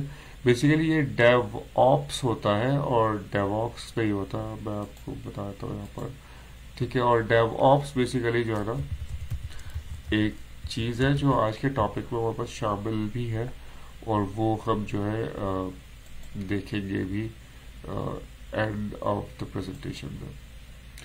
तो हम आ जाते हैं दोबारा से अपने मेथड्स पे। अच्छा, 3 और मेथड्स हैं जो कि इतना ज़्यादा यूज नहीं होते, लेकिन एजाइल के मेथड्स हैं तो आपको पता होना चाहिए। एक क्रिस्टल है, ठीक है, एक DSDM है, और एक FDD है, ठीक है। ये 3 मेथड बहुत कम यूज होते हैं, लेकिन क्योंकि इनके नाम एजाइल के अंदर आते हैं तो हमने इसको डिस्कस कर लिया। अच्छा, आज का दूसरा टॉपिक है, पहला जो फर्स्ट टॉपिक था वो तो एजाइल मेथडोलॉजीज थी, जो दूसरा हमारा टॉपिक है वो हमारा है सर्वेंट लीडरशिप का। अच्छा, सर्वेंट लीडरशिप बेसिकली क्या चीज है। सर्वेंट लीडरशिप क्या चीज है उसकी हम बात कर रहे थे, ठीक है, और हम आगे बढ़ते हैं। अच्छा, सर्वेंट लीडरशिप क्या है। देखिए, बाय डिफॉल्ट हमारे पास क्या होता है कि आपके पास एक मैनेजर होता है, और मैनेजर जो है अपने सारी टीम को बोलते हैं भाई ये काम करना, ये काम करना, ये काम करना। तो बेसिकली वो एक डिफरेंट तरह का लीडरशिप स्टाइल है, ठीक है ना। जबकि सर्वेंट लीडरशिप के अंदर क्या होता है कि आपका जो लीडर या आपका जो मैनेजर होता है, इंस्टेड ऑफ वो ऑर्डर करने के, वो आपके पास ऑर्डर करने के, वो आपको क्या करता है, बहुत सारे और जो ह्यूमन चीजें होती है उसकी बेसिस पर आपको हेल्प करना होता है, ठीक है ना। तो जिसके अंदर हमारे पास जैसे लिसनिंग है, ठीक है, कॉन्सेप्चुअलाइजेशन है, अवेयरनेस है, हीलिंग है, ये सारी की सारी वो प्रॉपर्टीज है जो कि एक सर्वेंट लीडर के अंदर होती है। एक टिपिकल बॉस किस तरह से करता है, टिपिकल बॉस इस तरह से करता है कि भाई आपने ये काम करना है, इतनी देर में करना है। ना वो आपकी बात को सुनेगा, ना वो समझेगा, आपका कीबोर्ड सही काम नहीं कर रहा है या आपके इंटरनेट की स्पीड सही नहीं है, उसको उससे कोई भी ताल्लुक नहीं है। वो कहेगा भाई मुझे तो ये चीज़ चाहिए और मुझे कोई एक्सक्यूज नहीं सुनना, ठीक है। अक्सर आपने अपनी टीम के अंदर भी ये सुना होगा, मुझे कोई एक्सक्यूज नहीं सुनना। तो जबकि servant leader on the other and जो है प्रॉब्लम सॉल्वर होता है, और वो ये चीज़ समझता है कि भाई प्रॉब्लम क्या है। लाइक फॉर एग्जांपल, तो अगर हम जैसे लिसनिंग की बात करें इसके अंदर, तो वो समझता है। एम्पैथी एक और जैसे टर्म यूज होती है। एम्पैथी बेसिकली ये होती है कि सामने वाले के प्रॉब्लम को समझना। तो ये तमाम की तमाम चीज़ें जो है हमारे पास सर्वेंट लीडर के अंदर होती है। इस तरह से परसुएशन एक चीज होती है कि अगर मैं किसी को परसुएट मतलब किसी को कन्विंस करना, दैट इज परसुएशन, ठीक है। कॉन्सेप्चुअलाइजेशन, किसी को कॉन्सेप्चुलाइज करके बताना, वो बेसिकली कॉन्सेप्चुअलाइजेशन होती है। फोरसाइट मतलब सर्वेंट लीडर आगे की तरफ उसको समझ में आती है बात कि भाई आगे दुनिया इस तरह से चेंज हो रही है या इस तरह से काम कर रहा है, तो मतलब वो उसकी आगे की तरफ नजर होती है, ठीक है। स्टीवर्डशिप, स्टीवर्ड ये होता है कि जिस तरह से आपकी शिप का कैप्टन होता है वो स्टीवर्ड होता है, वो आपकी पूरी टीम को लेकर चलता है, ठीक है ना। तो स्टीवर्डशिप वो चीज होती है। Commitment to the growth of the people, तो जैसे हम अपनी ऑर्गेनाइजेशन में ट्राई करते हैं कि जैसे जो मेरी स्पेसिफिक कोर्स टीम है, तो मैं हमेशा उनको फोकस भी करता रहता हूँ और बताता भी रहता हूँ कि भाई आपने ये सर्टिफिकेशन करनी है, इस तरह से काम करना है। तो वो बेसिकली सर्वेंट लीडरशिप का पार्ट है। और फाइनली आपके पास एक चीज होती है जिसको हम कहते हैं बिल्डिंग कम्युनिटी। अच्छा, कम्युनिटी, आपके पास कम्युनिटी क्या होती है? जैसे एजाइल प्रोजेक्ट मैनेजमेंट का ये जो सेशन है सैलानी का, ये एक कम्युनिटी है। मैंने देखा है बहुत सारे लोग एक दूसरे को हेल्प कर रहे हैं, ठीक है। कुछ लोग, अब ये क्योंकि कम्युनिटी हमारी इतनी ओपन और जबरदस्त है, आप देखें यहाँ कोई सवाल करने से घबराता नहीं है, और हमारी टीम में बहुत सारे ऐसे लोग हैं जिनको थोड़ी ज्यादा नॉलेज है, वो उसको जवाब भी देते हो। That is actually a community, right. तो अगर हमारा सेशन खत्म भी हो जाएगा तो यहाँ पर बहुत सारे ऐसे फ्रेंड्स बन चुके होंगे, ऐसे लोग होंगे जो कि आपस में फ्रेंडशिप हो गई होगी, तो दैट इज अ कम्युनिटी। तो सर्वेंट लीडर जो है ये भी काम करता है। तो लिसनिंग, सुनना, एम्पैथी, अगले की परेशानी को समझना, हीलिंग। अगर कोई हीलिंग बेसिकली ये होती है, फॉर एग्जांपल अगर आपकी क्लाइंट, अक्सर ऐसा होता है कि क्लाइंट अपने आपे से बाहर हो गया और उसने कोई बदतमीजी कर ली, नॉर्म कभी हो जाता है, ठीक है ना। तो हीलिंग के अंदर सर्वेंट लीडरशिप उस चीज को, उस वाउंड को जो इश्यू हुआ हमारी टीम के साथ, उसको हील करेगा। अवेयरनेस का मतलब उसके पास नॉलेज होती है, ठीक है ना। अच्छा, फातिमा फहीम का सवाल है कि does servant leadership really works really. देखिए बेसिकली है ये कि एजाइल या स्क्रम या कोई भी हम ले, इसके अंदर सबसे जो इम्पोर्टेंट चीज है, जैसे आपने स्क्रम के अंदर देखा था, ट्रस्ट सबसे पहला फैक्टर होता है, ठीक है ना। तो अगर आप बोलते हो कि ये काम करता नहीं करता, मेरे हिसाब से तो काम करता है, क्योंकि मैंने जिन टीम्स के साथ किया है, आई एम लकी इनफ कि भाई मेरी टीम ने हमेशा साथ दिया है, तो काम तो करता है, ठीक है, इन माई ओपिनियन। तो अवेयरनेस हमने बात की कि उसको अवेयर होता है। परसुएशन, वो अगले को कन्विंस कर सकता है। कॉन्सेप्चुलाइजेशन, चीजों को वो कॉन्सेप्चुलाइज करके बता सकता है। फोरसाइट, आगे की तरफ उसकी नजर होती है। स्टीवर्डशिप, वो पूरी टीम को लेकर के चलता है एज अ कैप्टन, ठीक है। उसके बाद कमिटमेंट टू ग्रोथ, अगर आप ज़ाहिर है अपने जो डेवलपर्स होते हैं और जो अपनी टीम मेंबर्स होते हैं, उनकी ग्रोथ से आप अगर कंसर्न होंगे तो वो उनका भी कॉन्फिडेंस लेवल बढ़ेगा। और फाइनली हमने देखा कि कम्युनिटी बिल्डिंग क्या चीज़ होती है। तो सर्वेंट लीडरशिप को एक बेसिक कॉन्टेक्स्ट में देखें तो किस तरह से कि नॉर्मल ट्रेडिशनल टीम में क्या होता है, मैनेजर ऊपर बैठा होता है, बाकी सब नीचे, ठीक है ना। जबकि एजाइल टीम के अंदर हमारे पास सेल्फ ऑर्गेनाइजेशन और सर्वेंट लीडर इनके बीच में ही है। वो सारी चीजों को फैसिलिटेट तो कर रहा है, लेकिन वो इनके साथ ही अवेलेबल है। तो बेसिकली ये सर्वेंट लीडरशिप होती है। तो एक और टॉपिक जो आज क्या हमारा था, वो सर्वेंट लीडरशिप, जो कि अभी हमने डिस्कस किया, ठीक है। अच्छा, एक इम्पॉर्टेंट चीज आती है, हम इसको कहते हैं जो कहलाता है इंफॉर्मेशन रेडिएशन। इंफॉर्मेशन रेडिएशन नाम तो थोड़ा सा मुश्किल है, लेकिन ये बहुत सिंपल सी चीज है कि अक्सर आप लोगों ने देखा, जो जैसे अगर हम लोगों ने जो कैनमैन की वॉल देखी थी, ठीक है ना, वो इंफॉर्मेशन रेडिएशन था कि हमारे पास सारे टास्क एक साथ एक स्क्रीन में नजर आ रहे हैं, ठीक है। That is information radiation, right. तो इस तरह के जितने भी चार्ट्स वगैरह हम डिस्प्ले करते हैं, तो वो इंफॉर्मेशन रेडिएशन का पार्ट होता है। इंफॉर्मेशन रेडिएशन के अंदर हम देखें तो ये रेडिएटर्स क्या करते हैं, डिस्प्ले इंफॉर्मेशन, जहां मतलब ऐसी वॉल्स पे और जगहों पर हम इंफॉर्मेशन डिस्प्ले करें जिससे जो भी गुजरने वाला हो उसको पता हो। तो फॉर एग्जांपल अगर आप ये देखो कि जो नोटिस होता है, ठीक है, जो आपकी फॉर्म्स के अंदर लगता है, तो वो नोटिस के अंदर आपने देखा होगा वो ऐसी जगह पर लगता है कि जो भी एचआर का वो नोटिस है तो जाते वो जो है उसको देखते हुए जाए। तो इन्फॉर्मेशन रेडिएशन भी इसी तरह की चीज होती है कि आपको वो चीज डिस्प्ले करनी चाहिए ऐसी जगह पर। और वो चीजें क्या हो सकती है, आपका टास्क बोर्ड है कि भाई क्या क्या टास्क चल रहा है। जो हमने कैनवन बोर्ड देखा वो एक मिसाल थी टास्क बोर्ड की, ठीक है ना। आपके पास चार्ट है, कितना काम होगा, कितना रहता है, ठीक है ना, वो आपके पास इन्फॉर्मेशन रेडिएशन का पार्ट है। सीआई के जो हेल्थ इंडिकेटर्स होते हैं, ये आपका इंटीग्रेशन इंफॉर्मेशन इंटीग्रेशन का पार्ट है, रेडिएटर्स का पार्ट है। तो बेसिकली आई वाज हम यहाँ लोकल पाकिस्तान में बहुत सारे बैंक्स के साथ काम करते हैं।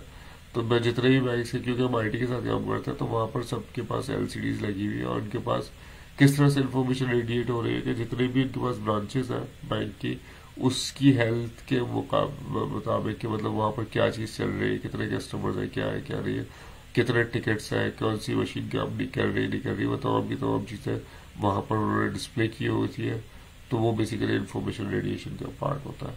ठीक है, तो फॉर एग्जांपल इस तरह के चार्ट हो गए, ठीक है, burn down chart, burn up chart, combined burn chart, ये सारे के सारे जो है इंफॉर्मेशन रेडिएशन के पार्ट है। ये आप अपने पास किसी ऐसी वॉल पे लगाओगे जहाँ पर आपकी डेवलपमेंट टीम गुजरती है और वो उसको देख सकती है, उसको समझ सकती है, उनकी नॉलेज में होगी भाई हम प्रोजेक्ट पे इस वक्त क्या खड़े हुए।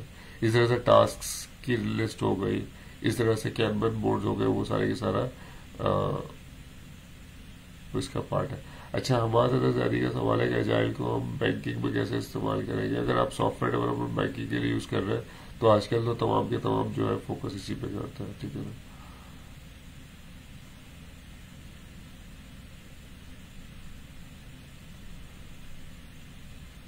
अच्छा, एडवर्टाइजमेंट बैनर्स देखिए, नॉर्मली इंफॉर्मेशन रेडिएशन मैंने जैसे जिक्र किया, ये रिलेटेड होता है आपके प्रोजेक्ट की प्रोग्रेस से।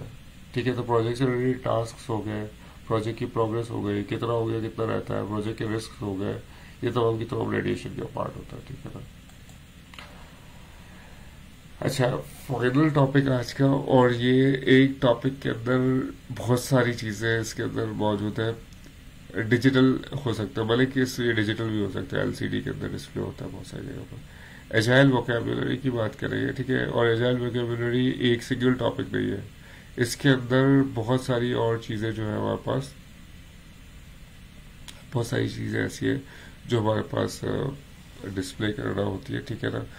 तो मतलब इसके अंदर हम टर्म्स देखेंगे, टर्म्स के अंदर भी बहुत सारी डिटेल्स है, उसको हम देखेंगे, और मैं कोशिश ये करूँगा कि मतलब आपको इन्फॉर्मेशन ओवरलोड ना करूँ। ठीक है, हम एक स्पेसिफिक लेवल तक जाएंगे और जब हम समझेंगे कि भाई ओवरलोड हो रहा है तो हम इसको पॉज करेंगे आज के लिए, और एक और सेशन हम रख लेंगे जिसके अंदर हम वो मैंडेटरी सबके लिए नहीं होगा, जिससे अटेंड करना वो कर ले, जिसके अंदर हम असाइनमेंट और उसके इश्यूज के बारे में बात करेंगे। ठीक है, बिल्कुल भगवान दास से स्टॉक मार्केट के डैशबोर्ड की तरह है।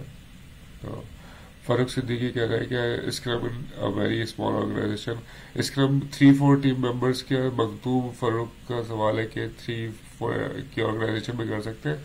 नॉर्मली स्क्रम की टीम जो है एनीवेयर बिटवीन 3 to 9 होती है, मिनिमम 3 और मैक्सिमम 9, तो आप 3 to 4 में कर सकते हो। ठीक है ना।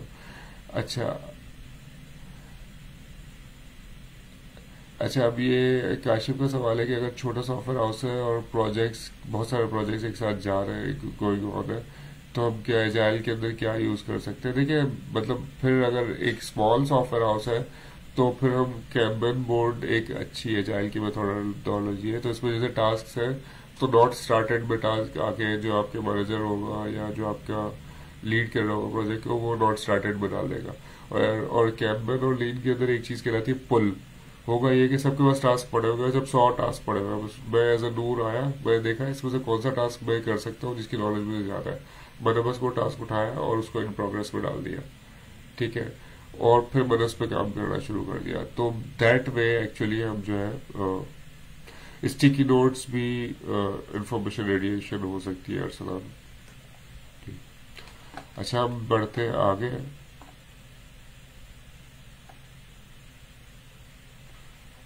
इंफॉर्मेशन शोज लीक नहीं होती like notes and chart shows, ये समझ नहीं आया मुझे। जी, एजाइल मेथोडोलॉजी एयरलाइंस में भी यूज होती है, बिल्कुल। अच्छा, हम एजाइल वोकैबुलरी की तरफ आते हैं। सबसे पहली हमने वोकैबुलरी की एक मरतबा पहले डिस्कस की थी, वो बात की थी डेफिनेशन ऑफ डन की। ठीक है, एक चीज की हमने बात की है, डेफिनेशन ऑफ डन की। ठीक है, कैन के Khan we can use Primavera definitely.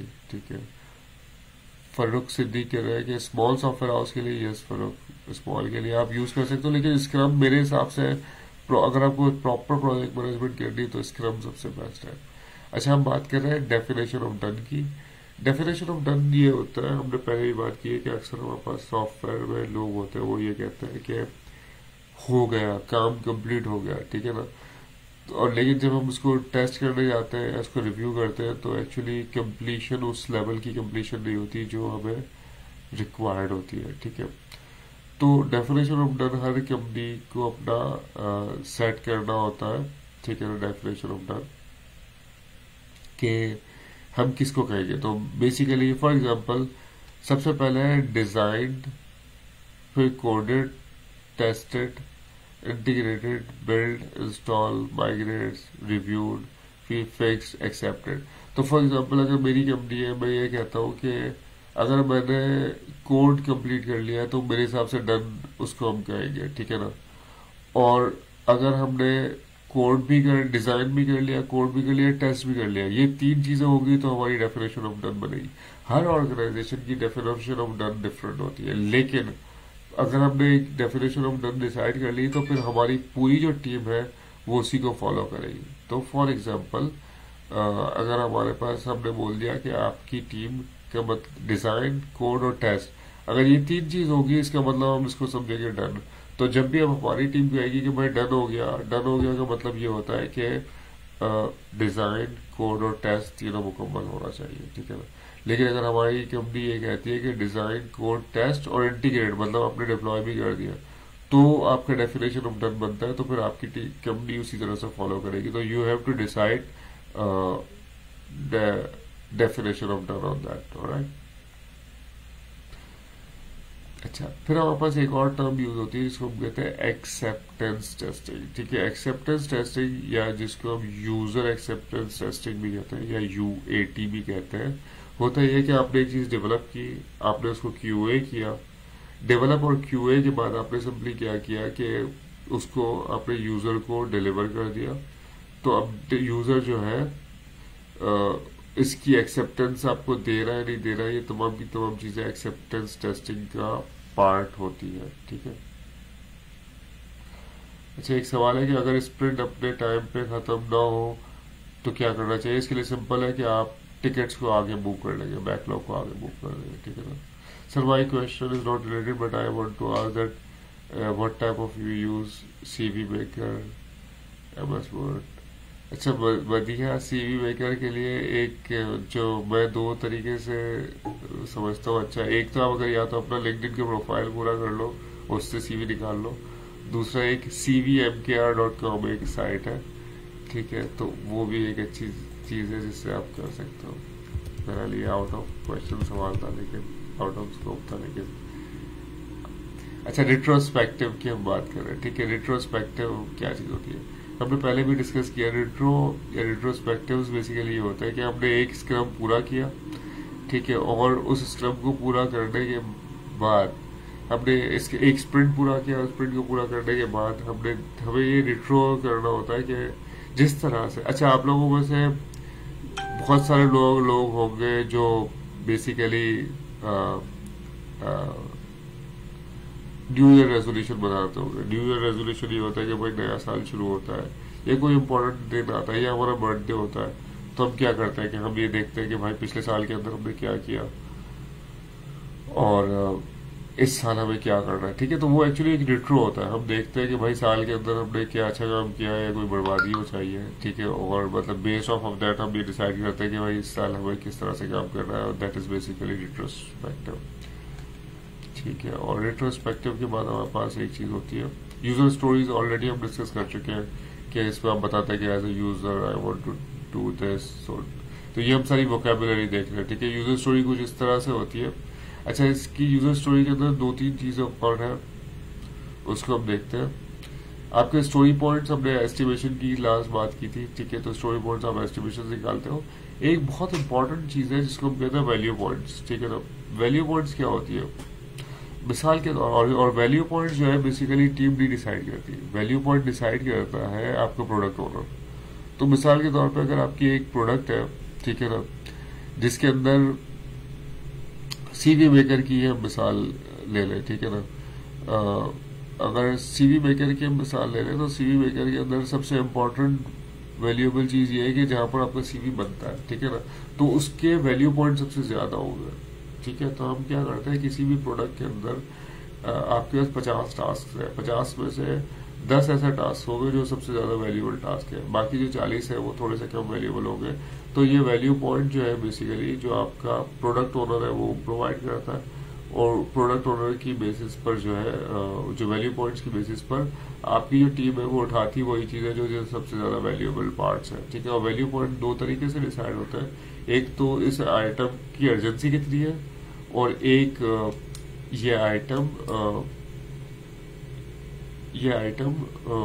की अर्जेंसी कितनी है और इस आइटम की वैल्यू टू द प्रोजेक्ट कितनी है, ठीक है। तो दोनों बेसिस पर वैल्यू पॉइंट्स डिसाइड होते हैं, ठीक है। अच्छा, एक टर्म हमारे पास यूज होती है जो कहलाती है वेलोसिटी, ठीक है। वेलोसिटी आपकी टीम की स्पीड है, ठीक है। और हमने अगर आप एक मैंने वीडियो अपलोड की है जिसका नाम है एजाइल कॉस्टिंग। एजाइल कॉस्टिंग के अंदर आप जाओगे तो वहां आपको वेलोसिटी बहुत अच्छी तरह से समझ में आएगी। वेलोसिटी आपकी टीम की स्पीड है कि आप किसी एक स्प्रिंट के अंदर कितने स्टोरी पॉइंट्स को कंप्लीट कर पाते हो, ठीक है। तो जैसे ये एक टीम है जिससे पहले स्प्रिंट में 12 स्टोरी पॉइंट्स किए, दूसरे में 15 किए, तीसरे में 25 किए, चौथे में 8 किए, 16 किए। तो बेस्ड ऑफ दैट हमने क्या किया, सिंपल के जलील सातों का है कि 2 दिन पहले टॉपिक बता दिया करें तो ज्यादा आसानी होगी। Jalil, I will do that, thank you so much. तो हमारे पास जो है स्पेसिफिक टीम की वेलोसिटी जो है उसका एवरेज क्या है 15। इसका मतलब ये है कि आगे जब भी मैं इसको इस टीम को असाइन करूंगा एटलीस्ट इसको 15 स्टोरी पॉइंट का आउटपुट हमें देना चाहिए, ठीक है। 15 स्टोरी पॉइंट का आउटपुट हमें देना चाहिए। और वेलोसिटी इज इक्वल्स टू आपकी टीम की स्पीड। वेलोसिटी क्या चीज कहलाती है, आपकी टीम की स्पीड होती है वो वेलोसिटी होती है। अच्छा, वैल्यू पॉइंट डिलीवरी, हमने थोड़ी देर पहले ही बात की कि आपके पास हर स्टोरी पॉइंट के अंदर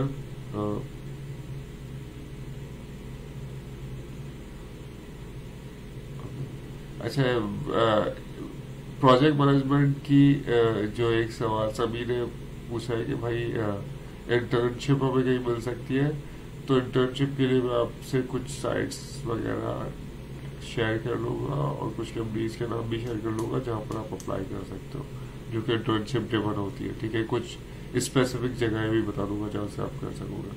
अच्छा, वैल्यू पॉइंट की अगर हम बात करें तो वैल्यू पॉइंट हमारे पास जो है बेसिकली ये होता है कि हम वैल्यू डिलीवरी क्या कर रहे हैं, मतलब इन द सेंस के पूरे प्रोजेक्ट के अंदर, क्योंकि वो वैल्यू पॉइंट होता है defined by product owner. Product owner basically वो बंदा होता है या तो वो खुद कस्टमर होता है या कस्टमर को रिप्रेजेंट कर रहा होता है। तो कितनी वैल्यू डिलीवर हुई है ओवरऑल आपके प्रोजेक्ट में वो डिपेंड करेगा कितने आपने टिकट्स क्लोज किए, और जो टिकट्स आपने क्लोज किए उसके अंदर आपके वैल्यू पॉइंट दिया होगा। तो बेसिकली वैल्यू पॉइंट डिलीवर से मुराद ये होता है कि आपने टोटल वैल्यू कितनी डिलीवर की पूरे प्रोजेक्ट के अंदर, ठीक है ना। फिर हमने एक टर्म यूज, एक चीज देखी थी, थीम, एपिक और यूजर स्टोरी की। थीम बेसिकली बिल्कुल टॉप पर होता है। वेलोसिटी भगवान दास को दोबारा से रिपीट करता हूँ, थीम जो है एक टॉप पर एक चीज होती है। फॉर एग्जाम्पल थीम क्या, हमने जैसे doxy.me देखा था, उसके अंदर हमारे पास जो 2 थीम्स थे, एक डॉक्टर का थीम था और एक पेशेंट का थीम था, ठीक है। और उस थीम के अंदर एपिक कुछ ऐसे टास्क जो कि 2 स्प्रिंट के अंदर होते हैं वो एपिक कहलाते हैं, और उसके अंदर आपके पास जो है यूजर स्टोरीज उसके अंदर आपके पास डिस्प्ले होती है, ठीक है। आइट्रेशन हम लोग ऑलरेडी कई मरतबा देख चुके हैं। आइट्रेशन बेसिकली होता ये है कि जब हम कोई भी एक फीचर बनाते हैं उस फीचर को नए वर्जन के अंदर थोड़ी सी एडवांसमेंट के साथ देते हैं तो वो हमारा आइट्रेशन कहलाता है। अच्छा, इंक्रीमेंटल डिजाइन की भी हमने बात कर चुके हैं। हमारी एक वीडियो हमने डाली हुई iteration versus difference between iterative and incremental design, तो वो आप देख लीजिएगा। अच्छा, प्रोडक्ट और रिलीज रोड मैप हमने डिस्कस किया था कि भाई हमारे पास डिफरेंट स्प्रिंट्स होते हैं, और ये हम प्रोडक्ट रोड मैप शुरू में ही बनाते हैं प्रोजेक्ट से पहले कि हम किस किस रिलीज के अंदर, जैसे ये हमारा रिलीज प्लान है, ठीक है ना, ये पहला रिलीज आएगा और इस रिलीज के अंदर ये आइटम्स हो गए, फिर ये दूसरा रिलीज आएगा इसके अंदर ये आइटम हो गए। तो आप बस रिलीज रोड मैप या प्रोडक्ट रोड मैप के अंदर आप जो ये बताते हो कि कौन कौन सी चीज आप कब कब रिलीज करोगे, ठीक है। अच्छा, प्रोडक्ट बैकलॉग एक बहुत इंपॉर्टेंट आइटम होता है, और प्रोडक्ट बैकलॉग से आइटम उठाते हैं किस तरह से, वो आइटम जिसकी प्रायोरिटी हाई है वो आप हमेशा पहले पिक करोगे, और उसके बाद जिसकी प्रायोरिटी लो है उसको आप नीचे दोगे। हमने ये डिस्कस किया था जैसे जैसे आइटम हाई प्रायोरिटी पे आना शुरू कर देगा, हमें ये जरूरी है कि हम उसमें ज्यादा से ज्यादा डिटेल्स डाल दें, ठीक है ना। आप यहाँ पर देखोगे low priority work items can be वेग, ऐसे ही कि भाई लॉग इन होगा, लॉग इन कैसा होगा वो यहाँ पर नहीं डिफाइन किया हुआ, लेकिन जैसे जैसे वो प्रायोरिटीज की ऊपर आती जाएगी उसको प्रोडक्ट बैकलॉग में उठाना होगा, तो उस वक्त it should be well defined, ठीक है। तो प्रोडक्ट बैकलॉग कुछ इस तरह की चीज होती है, ठीक है। अच्छा, प्रोग्रेसिव एलाबोरेशन भी उसी का पार्ट है। ये एक टर्म, ये सारी टर्म्स आपको इसलिए पता होनी चाहिए कि जब आप किसी से बात करेंगे मुझे एजाइल आता है तो उसकी वोकैबुलरी आपको पता होनी चाहिए। प्रोग्रेसिव एलाबोरेशन भी सिमिलर इसी का पार्ट है कि हमने एक फीचर दिया कि भाई लॉग इन है, आहिस्ता आहिस्ता हम उस पर मजीद डिटेल्स डालते गए। जैसे वो डिटेल जाती जाएगी तो आप देखेंगे कि ये और मोर एंड मोर रिफाइन होता जाएगा। That is actually called progressive elaboration.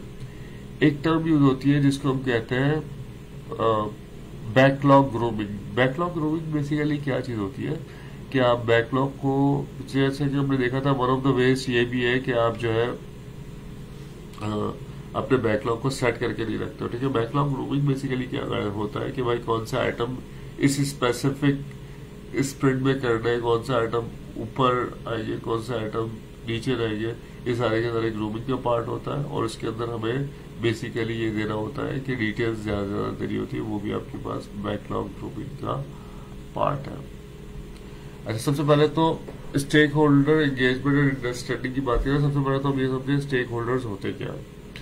अच्छा, स्टेक होल्डर्स वो तमाम लोग होते हैं। तो फॉर एग्जांपल एक तो डेवलपमेंट टीम है जिसकी हम शुरू से ही बात करते हुए आ रहे हैं, कस्टमर है वो भी आपका स्टेक होल्डर है, आपकी अपनी मैनेजमेंट है वो भी आपका स्टेक होल्डर है। स्टेक होल्डर वो लोग होते हैं कि तमाम के तमाम जो आपके इस प्रोजेक्ट के अंदर अपनी ओनरशिप रखते हैं वो आपके स्टेक होल्डर्स कहलाते हैं, और उनकी किसी भी एक्शन से, एक या दूसरे एक्शन से चीजें हिल सकती है। तो फॉर एग्जाम्पल अगर आपकी मैनेजमेंट है वो कहती है कि भाई नहीं इस हफ्ते तो हमें काम ही नहीं करना, तो क्योंकि they are one of the stakeholder, तो हमें लाजिम उनके साथ कनेक्टेड भी रहना है और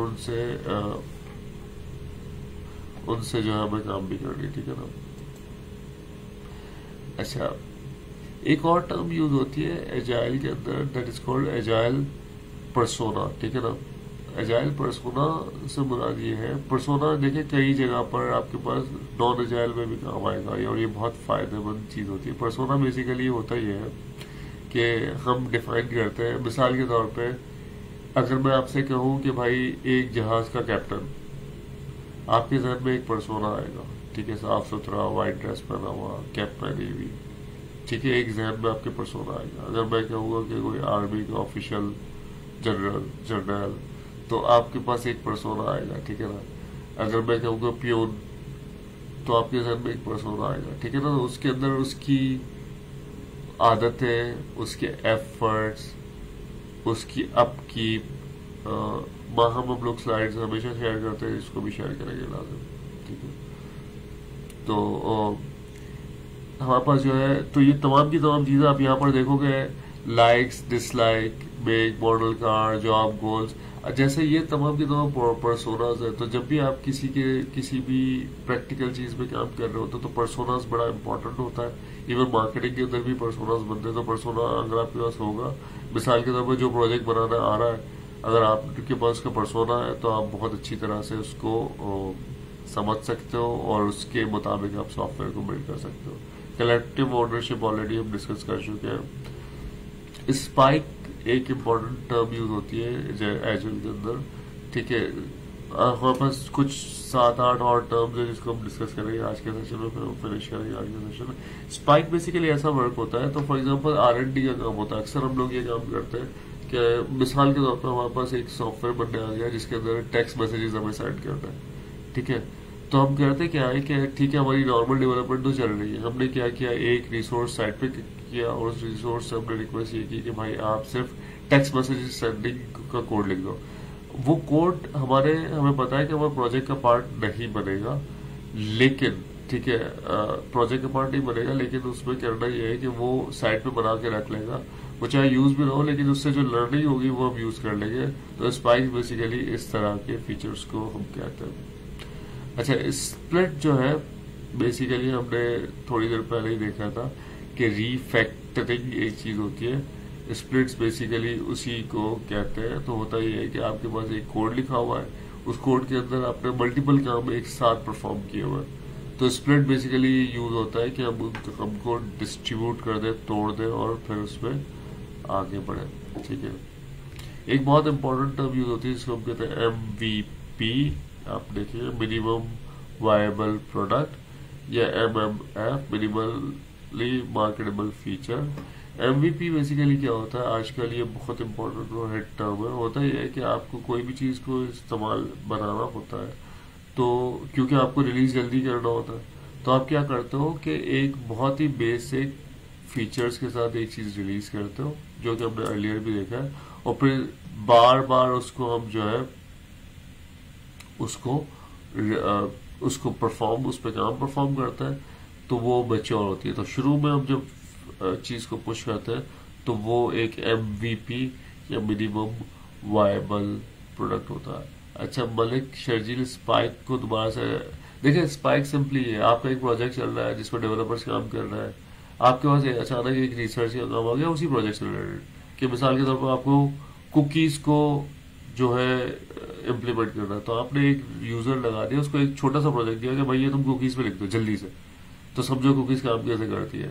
वो इस प्रोजेक्ट से रिलेटेड नहीं होगा, वो फटाफट एक स्पाइक लेगा, एक वो फीचर बना के देख लेगा, और फिर जब दोबारा से टीम में आएगा बताएगा भाई क्योंकि इस तरह से काम करती है, अब हम उस प्रोजेक्ट के अंदर इंटीग्रेट करेंगे। स्प्लिट और रिफैक्टरिंग सेम ही चीज होती है बिल्कुल। अच्छा, टीम स्पेस, अब ये केस खत्म हो गया कोरोना के बाद, लेकिन अर्लियर ये कहा जाता था कि भाई आपके जो टीम्स को होना चाहिए कोलोकेटेड। कोलोकेटेड से बुला दिया एक साथ बैठना चाहिए। एक साथ बैठने से फायदा आपको क्या होगा कि बहुत सारी ऐसी इन्फॉर्मेशन होती है जो टीम आपस में डिस्कस कर रही होती है और वो आपको पता नहीं चलती, उससे कोलोकेटेड टीम का आपके पास फायदा होता है। ठीक है, लेकिन अब कोरोना के बाद तो नजदीक बैठना एक मसला है। ठीक है, सही। तो उसके बाद मेरे ख्याल से हम जो आज का सेशन रखते हैं यहीं तक। कुछ मेरे पास सवालात हैं, उसके मैं जवाब देता हूँ ताकि फिर हम ओवरलोड ना हो जाए। कुछ टर्म्स ऐसी है जिसको हम रिपीट एज अ वीडियोस भेज देंगे। ठीक है ना। तो यहाँ पर मेरे पास रीफैक्टरिंग और स्प्लिट हमने बता दिया सेम है। वेलोसिटी हमने ये बात की, वेलोसिटी बेसिकली आपकी टीम की स्पीड को कहते हैं वेलोसिटी, कि वो एक हफ्ते के अंदर या 25 दिन के अंदर कितने टास्क को निकालेगी, वो बेसिकली वेलोसिटी होती है। ठीक है ना। मैं देखो हम लोग कितना दूर है अपने टारगेट से। हमारे पास कुछ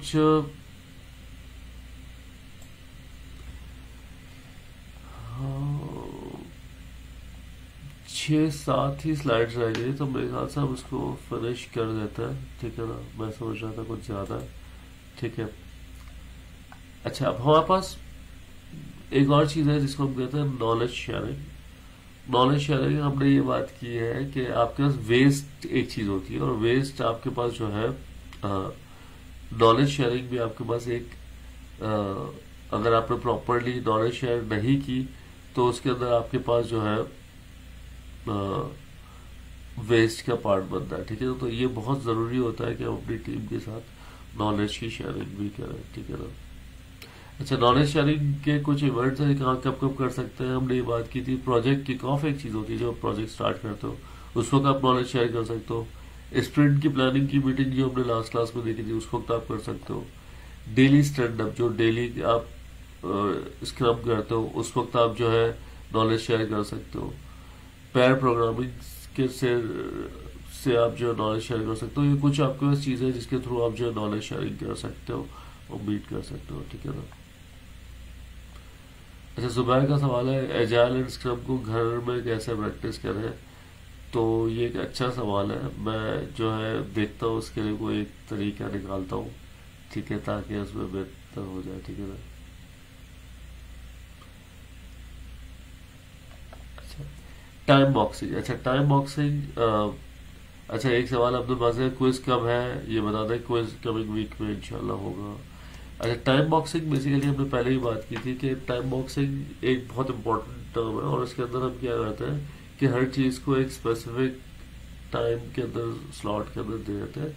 उससे फ़ायदा ये होता है कि आप जो है ज़्यादा से ज़्यादा, लेकिन अगर मुझे ये पता होगा कि ये सेशन मुझे 1 घंटे और 10 मिनट में कंप्लीट करना है, तो हम क्या कर सकते हैं कि अ, हम सिंपली क्या कर सकते हैं कि टाइम बॉक्स करके उसको जल्द से जल्द उस पर रिजल्ट लेकर आ सकते हैं। ठीक है। अच्छा, टाइम बॉक्स बेसिकली होता है, फॉर एग्जांपल मैं आपसे कहूँ as a professional, as a team हम ये डिसाइड करें कि यार ये फीचर है बना लॉगिन का, और लॉगिन के फीचर में लगने चाहिए 8 घंटे। हम उसको टाइम बॉक्स कर देंगे 8 घंटे, तो जो डेवलपर होगा वो 8 घंटे में ही इसको मुकम्मल करेगा, अपनी बेस्ट कोशिश करेगा। अगर आप वो टाइम बॉक्स नहीं होगा तो वो 2 दिन भी ले सकता है, आप उसको रोक नहीं सकते हो। एक सवाल है कि from where I can learn Jira and other project management tools. अगर आप लोग सब इंटरेस्टेड है तो हम एक सेशन जो होगा शॉर्ट सा ले लेंगे, जिसके अंदर जो है हम जो है उसको सेशन को कवर लेंगे। ठीक है ना। ऐसे बस अडवानी है ये कि इस वक्त यहाँ पर सुबह के शायद 6 बज रहे हैं। ठीक है। तो अच्छा, बहरहाल हम टाइम बॉक्सिंग से एक स्टेप आगे बढ़ते हैं। Technical date. टेक्निकल डेट एक बहुत इंपॉर्टेंट चीज़ है। टेक्निकल डेट बेसिकली क्या होता है? अच्छा, होता यह है कि देखिए जिंदगी के अंदर 2 चीज़ें होती है। एक चीज़ ये होती है कि हम जो भी काम करते हैं, आप जैसे अगर आज आप पढ़ रहे हो, या आज आप कोई अपने बिजनेस पे काम कर रहे हो, या आज आप किसी की हेल्प कर रहे हो, ये सारी चीजें कंसोलिडेट होती जाती है। ठीक है ना, बढ़ती जाती।